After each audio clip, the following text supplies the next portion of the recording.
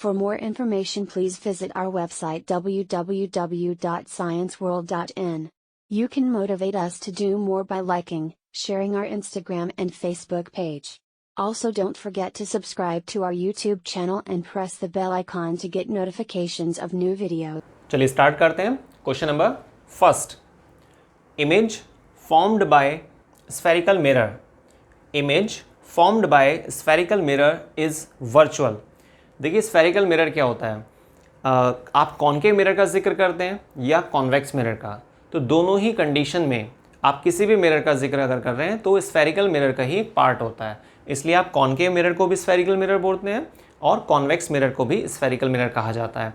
या आप सीधा सा ऐसा बोल दीजिए कि स्फेरिकल मिरर दो प्रकार के हो सकते हैं, कॉनकेव मिरर और कॉन्वेक्स मिरर। ठीक है, तो यहाँ पर फर्स्ट क्वेश्चन में आपसे पूछा जा रहा है कि image formed by spherical mirror, लेकिन यहाँ पर नाम नहीं दिया है कि कॉनकेव या कॉन्वेक्स या दोनों, इज वर्चुअल।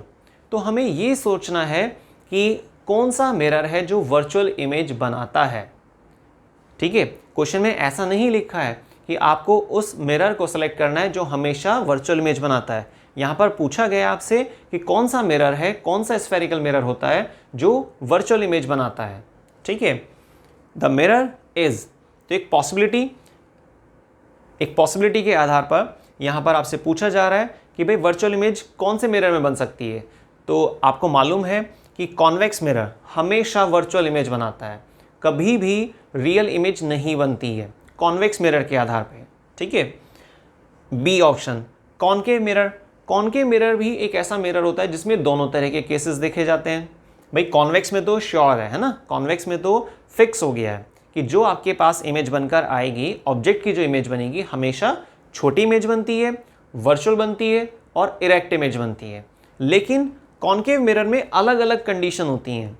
मिरर रियल भी हो सकती है और वर्चुअल भी हो सकती है, वो डिपेंड करता है ऑब्जेक्ट की पोजीशन पर। लेकिन क्वेश्चन में ऑब्जेक्ट की पोजीशन नहीं दी हुई है, इसीलिए तो यहाँ पर ए ऑप्शन भी हो सकता है और बी ऑप्शन भी पॉसिबल है। अब देखिए सी ऑप्शन, आइदर ए और बी। ए भी हो सकता है आपके पास और पॉसिबिलिटी बी वाले ऑप्शन की भी है, नन ऑफ दीज। तो अगर हमारे पास ये ऑप्शन ना होता तो आंसर कुछ और आता, लेकिन यहां पर फिलहाल जो ऑप्शन आपके सामने है इनमें सबसे बेस्ट ऑप्शन है सी, आइदर ए और बी, क्योंकि कॉनकेव मिरर भी वर्चुअल इमेज बनाता है और कॉन्वेक्स मिरर तो बनाता ही वर्चुअल इमेज है। तो दोनों मिरर की यहां पर पॉसिबिलिटी है, तो कॉनकेव भी हो सकता है और कॉन्वेक्स भी हो सकता है। ठीक है, तो हम इसको मार्क कर लेते हैं। ठीक है, तो कॉनकेव पॉसिबल भी है और कॉन्वेक्स भी पॉसिबल है, इसलिए हमारे पास सी ऑप्शन जो दिया हुआ है वो ज़्यादा सही ऑप्शन है क्वेश्चन नंबर फर्स्ट के लिए। ठीक, next, linear magnification of a concave mirror. जब आप कॉनकेव मिरर की बात करते हैं तो उस केस में जो लीनियर मैग्निफिकेशन होता है मे बी क्या हो सकता है ना, लेस देन 1। क्या लेस देन 1 होता है हमेशा?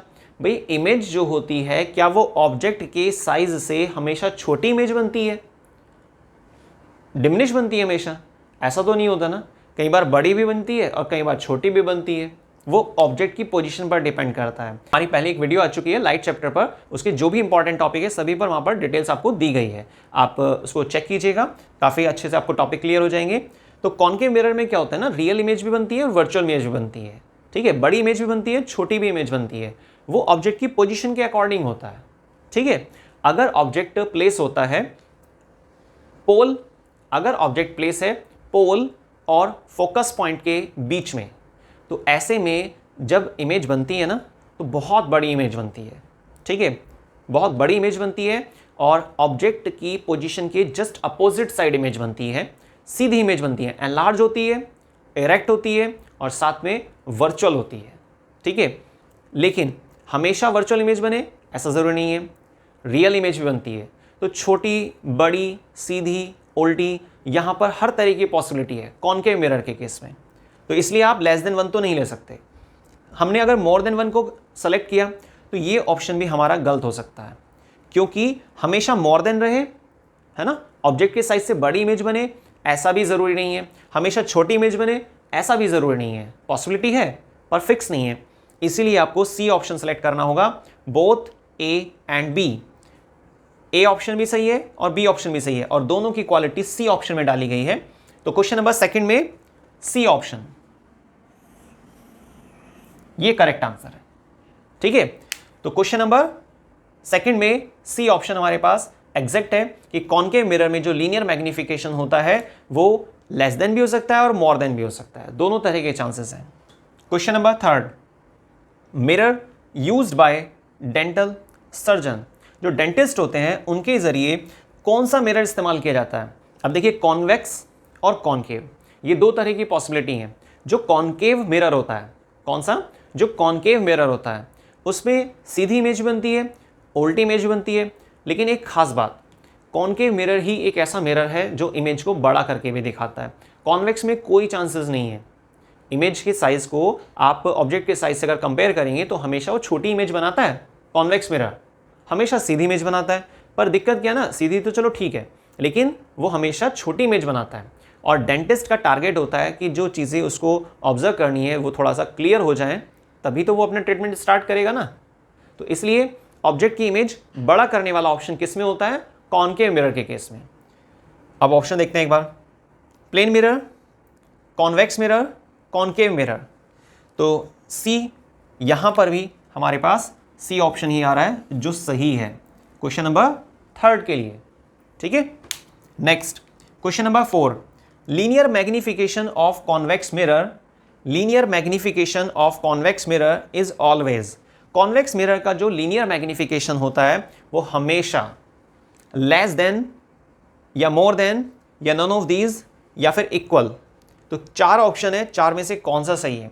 तो देखिए, मोर देन वो पॉसिबल नहीं है क्योंकि हमेशा बड़ी इमेज बनाए, ऐसा नहीं होता है।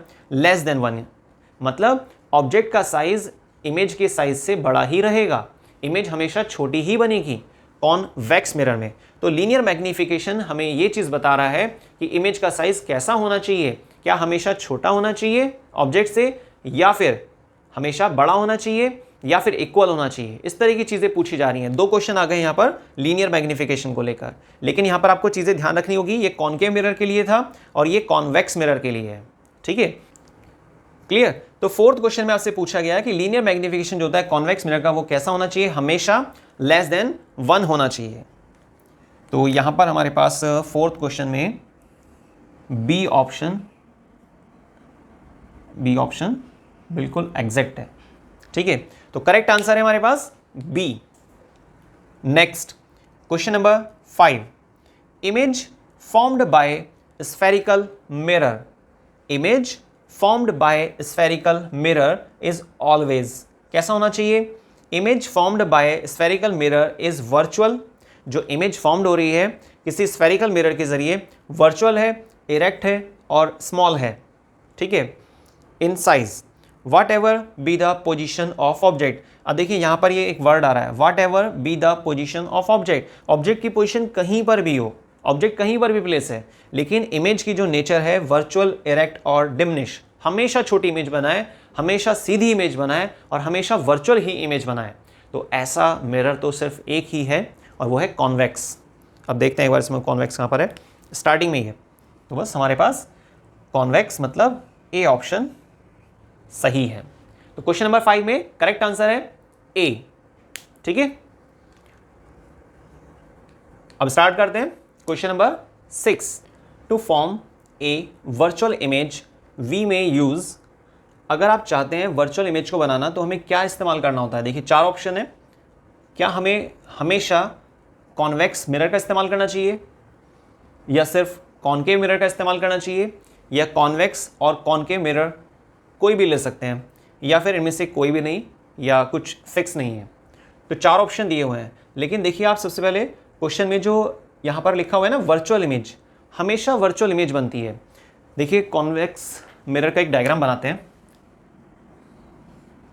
इस तरीके से, ये कॉन्वेक्स मिरर की शेप, प्रिंसिपल एक्सिस, ये पोल पॉइंट, ये आपका फोकस पॉइंट, इसको डबल करते हैं तो सेंटर ऑफ कर्वेचर, ऐसे रेज आती हैं और टकराकर ऊपर की तरफ चले जाती हैं। लेकिन ऐसा लगता है जैसे कि फोकस से वो रेज आ रही हैं, ठीक है। दूसरा रूल क्या होता है कि ऑब्जेक्ट के हेड से रेज स्टार्ट होती हैं और टकराती हैं यहाँ पर। तो हमेशा इंटरसेक्शन, चाहे आपके पास ऑब्जेक्ट पास में खड़ा हो या ऑब्जेक्ट सर्टेन डिस्टेंस पर हो, तो हर केसेस में इमेज कहाँ बनती है? राइट साइड बनती है। और ये कौन सी साइड होती है? वर्चुअल। कौन साइड होती है? वर्चुअल। तो कॉन्वेक्स मिरर एक ऐसा मिरर है जो हमेशा वर्चुअल इमेज बनाता है, इरेक्ट इमेज बनाता है और डिमिनिश इमेज बनाता है। तो यहां पर बोला गया है to form a virtual image, है ना, वी मे यूज, हमें क्या यूज करना चाहिए अगर हम चाहते हैं वर्चुअल इमेज को बनाना, ठीक है, तो हमें क्या यूज करना चाहिए? क्या बेस्ट आंसर है? कॉन्वेक्स मिरर, ओनली कॉनकेव, या तो ओनली कॉन्वेक्स या ओनली कॉनकेव, या इनमें से कोई भी यूज कर सकते हैं या कोई फिक्स नहीं है। तो देखिए यहाँ पर हमें क्या यूज कर लेना चाहिए। या तो क्वेश्चन में ऐसी कुछ लाइन होती कि भाई फिक्स, हमेशा वर्चुअल इमेज ही बनानी है, पर यहाँ पे ऐसा कोई वर्ड दिया नहीं है ना। अगर ऐसे कुछ वर्ड होता तो फिर हमें कॉन्वेक्स मतलब कि ए ऑप्शन सेलेक्ट करना पड़ता है ना। लेकिन यहाँ पे पॉसिबिलिटी पूछ रहा है कि वर्चुअल इमेज बने, तो हम क्या यूज़ कर सकते हैं ना। तो फिर इस लाइन की वजह से हमें ये ऑप्शन सेलेक्ट करना होगा ना। इसको हाईलाइट कर लेते हैं, चलो ठीक है, यही सही रहेगा, है ना, क्योंकि यहाँ पर है ना पॉसिबिलिटी पूछ रहा है वो हमारे से कि भाई हम कॉनकेव यूज़ कर सकते हैं या कॉन्वेक्स यूज़ कर सकते हैं। और सही बात तो ये है कि कॉन्वेक्स में तो हमेशा बनती है ना वर्चुअल इमेज, लेकिन जो कॉनकेव मिरर होता है वहाँ पर भी पॉसिबिलिटी होती है वर्चुअल इमेज के लिए। Next question, question number 7। देखिए क्वेश्चन नंबर 7 में पूछा जा रहा है आपसे to obtain magnified inverted, magnified image, बड़ी इमेज बन रही है, प्रिंसिपल एक्सिस के नीचे इमेज बन रही है, इन्वर्टेड का मतलब होता है ये, in a concave mirror, concave mirror की कंडीशन है, इन्वर्टेड बन रही है, ठीक है, और बड़ी इमेज बन रही है। तो कॉनकेव मिरर में देखिए क्या होता है, जब हम कॉनकेव मिरर में अलग अलग केसेस के बारे में देखते हैं तो वहाँ पर हमें पता चलता है कि सीधे हाथ की तरफ मतलब राइट साइड में एक ही कंडीशन है, जब इमेज राइट साइड में जाती है और बड़ी बनती है और सीधी बनती है प्रिंसिपल एक्सिस के ऊपर। और वो कंडीशन क्या होती है?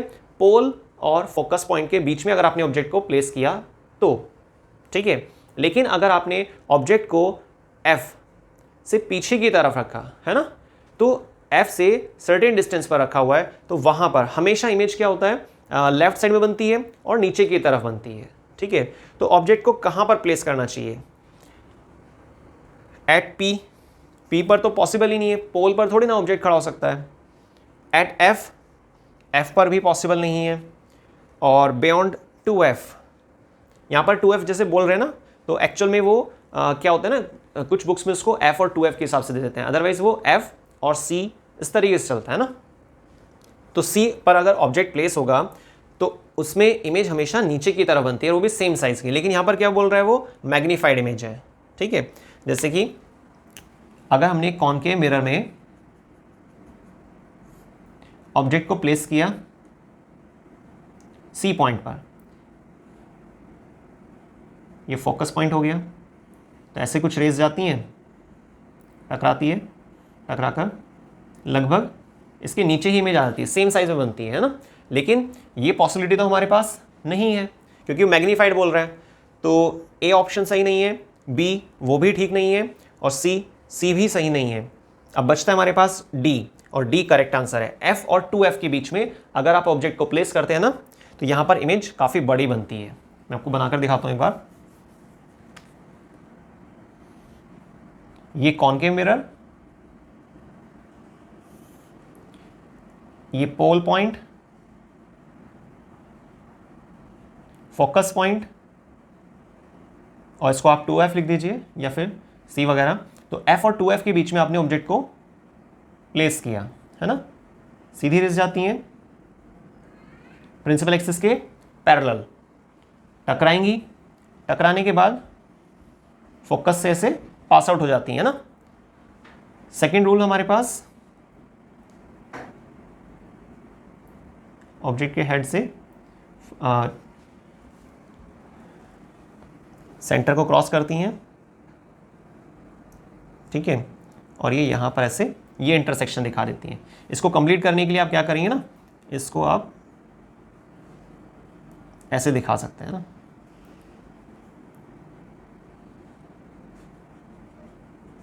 ऐसे आ जाता है, ठीक है। तो इसको बड़ा कर देंगे तो यहाँ पर रेज टकरा कर वापस आ रही हैं, तो ये आपके पास इंटरसेक्शन हुआ है ना। तो जब आप थोड़ा इसको स्केल से बनाएंगे ना तो काफ़ी बड़ी इमेज बनेगी। तो याद रखिएगा कि f और 2f के बीच में अगर ऑब्जेक्ट प्लेस होता है, f और c के बीच में अगर ऑब्जेक्ट प्लेस होता है, 2f भी कह सकते हैं उसको, कोई दिक्कत नहीं है, और तो उसमें हमेशा बड़ी इमेज बनती है, नीचे की तरफ बनती है, ठीक है, ध्यान रखिएगा। और बाकी f पॉसिबल नहीं है क्योंकि वहाँ पर पैरेलल लाइन आ जाती हैं। बाकी p पर खड़ा होना उसका कोई चांस है ही नहीं, है ना, पोल पर थोड़े ना ऑब्जेक्ट खड़ा हो सकता है, तो इमेज कैसे बनाएगा। तो हमारे पास इसमें f और 2f, ठीक है। तो क्वेश्चन नंबर 7 में डी ऑप्शन करेक्ट है, ठीक है। स्केल से बनाकर देखिएगा, कुछ प्रॉब्लम लगती है तो आप मुझे कमेंट कीजिएगा, ठीक है, फिर हम उसके रूल्स को डिस्कस कर लेंगे अगर आपको लगता है तो। बाकी स्केल से बनाएंगे, बिल्कुल एग्जैक्ट डायग्राम बनेगा। f और 2f आपको देखिए क्या ध्यान रखना होता है, f और p के बीच की जो डिस्टेंस होती है ना उसको इक्वल रखना होता है f और 2f के बीच की डिस्टेंस को, या फिर f और c के बीच की जो डिस्टेंस होती है, क्योंकि ये वाली डिस्टेंस अगर आपने कम ज़्यादा की है ना, तो उससे डायग्राम में थोड़ा सा चेंजेस आ जाता है। स्केल से बनाएंगे, एग्जैक्ट डायग्राम बनेगा, क्लियर। तो क्वेश्चन नंबर 7 में डी ऑप्शन करेक्ट आंसर है यहाँ पे, है ना। Next question number 8। Question number 8 में पूछा जा रहा है आपसे, विच mirror can not form magnified image.